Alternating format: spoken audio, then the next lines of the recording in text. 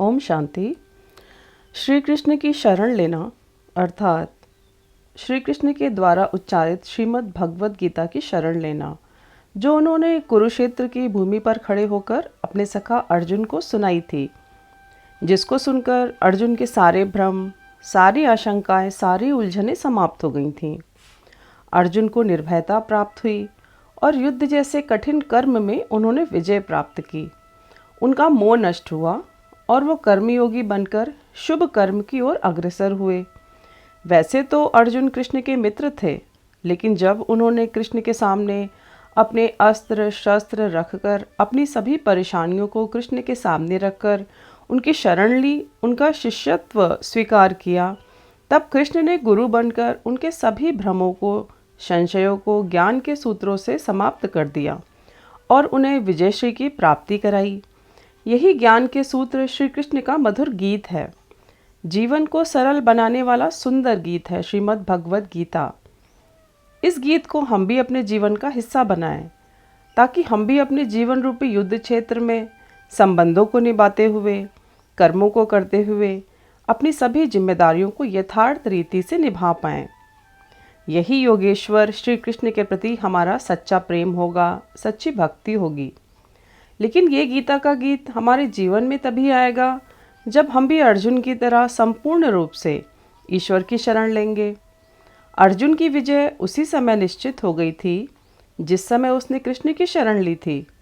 कृष्ण के प्रति उनका सच्चा समर्पण ही उनकी विजय का कारण बना, क्योंकि उनके कृष्ण के प्रति समर्पित होते ही कृष्ण के ऊपर उनकी रक्षा सुरक्षा की जिम्मेदारी आ गई।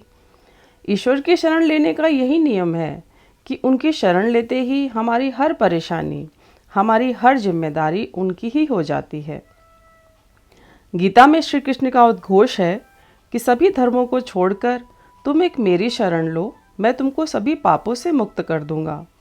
अर्थात हम स्त्री हैं या पुरुष हैं, किसी भी पद प्रतिष्ठा पर हैं, ये सब भूलकर हम मानसिक रूप से अपनी सभी जिम्मेदारियां ईश्वर को अर्पण करें, उनकी शरणागति लें, अपनी सारी चिंताएं ईश्वर को देकर केवल वर्तमान में अपने सामने आए हुए कर्मों को शुभ भावना और शुभ कामना के साथ करें और उन कर्मों से प्राप्त सुख दुख को भी ईश्वर के ही अर्पण कर दें। फिर हम जो भी कर्म करेंगे उसमें हमारी विजय निश्चित है, क्योंकि जहाँ ईश्वर की सहायता हो वहाँ हमें विजय ना मिले ऐसा हो नहीं सकता। आज जो कुछ भी हमारे साथ हो रहा है हमारे ही पूर्व कर्मों का फल है, तो उनसे डरने की बजाय, उनके कारण ग्लानि में आने की बजाय, दूसरों का चिंतन करने की बजाय हम अपनी सारी चिंताएं ईश्वर को दे दें। ईश्वर को देते ही ईश्वर की तरफ से हमें समाधान मिलने भी शुरू हो जाते हैं। ईश्वर के प्रति समर्पित होते ही हमारे पाप पुण्यों में परिवर्तित हो जाते हैं। तो आज से हम सब कुछ ईश्वर को समर्पित करते जाएं।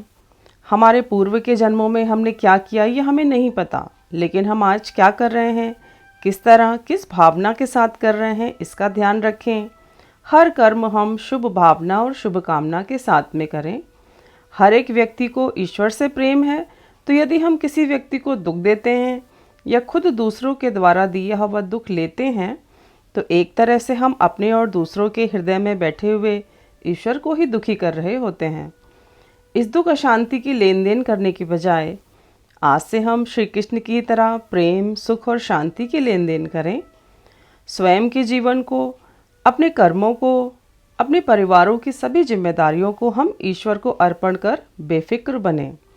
माना कि मन चंचल है, सब कुछ जानते समझते हुए भी ये चिंताओं से घिर ही जाता है, लेकिन यदि हम निरंतर रोज रोज रात को सोने से पहले अपने पूरे दिन की दिनचर्या को ईश्वर के अर्पण कर दें और सुबह उठने पर अपने मन बुद्धि के तार ईश्वर से जोड़कर अपने पूरे दिन की जिम्मेदारियों को पूरा करने की जिम्मेदारी ईश्वर को दे दें, ईश्वर के अर्पण कर दें, तो हमारे हर छोटे बड़े कर्मों में हमको विजय मिलना सुनिश्चित हो जाएगी। हर कर्म में उनको अपना साथी बनाएं। ऐसे हर कर्मों से अनेकों खुशियां मिलना निश्चित ही है। मैं बेफिक्र हूँ, मैं विजयी हूँ, ऐसे सुमानों को अपने मन में दोहराते रहें। हम ईश्वर से जुड़ें और गीता के गीत को रोज गुनगुनाते हुए अपने जीवन को संगीतमय बनाएं और जैसे अर्जुन ने अपने रथ का सारथी श्री कृष्ण को बनाकर विजयश्री प्राप्त की, वैसे ही हम भी अपने जीवन रूपी रथ का सारथी गीता के ज्ञान रूपी कृष्ण को बनाएं और विजय पाएं। तो आज से हम श्री कृष्ण की शरण लेकर के गीता की शरण लें और अपने जीवन को संगीतमय मधुरमय बनाकर हर दिन को सुख शांति के साथ में जिएं। ओम शांति।